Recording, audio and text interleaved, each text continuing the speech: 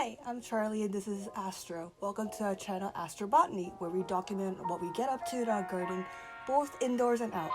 Today we're going to show you how we mounted this staghorn fern mount.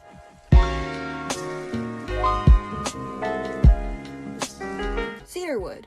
I got mine at a hardware store. It would eliminate having to fix them together if the sheets are available.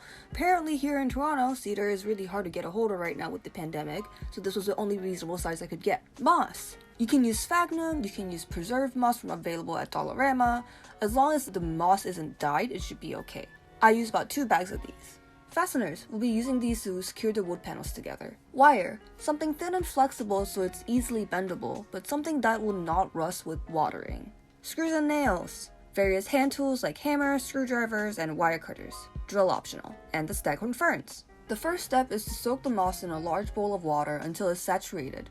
I decided to leave mine to soak until I needed it so I had plenty of time to soak in all the water it can. Then, because of my cedar wood being a panel instead of a sheet, I fastened it all together with these brackets and wood screws. Clamps are optional, but they were helpful to keep the panel still as I drilled them together. I then put 2 tiny nails on top backside of the panel and fixed a piece of twine to be used as hanging hardware for the whole thing when it's all done.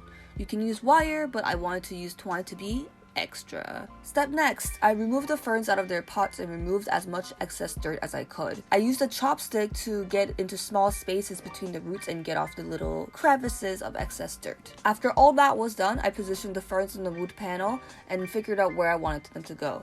And then there are 4 nails around each fern. These are where the wires will be fixed. I took some moss, wrung it out, and made a ball around the fern's roots and continued to build a strong base, securing with the wire as I went along.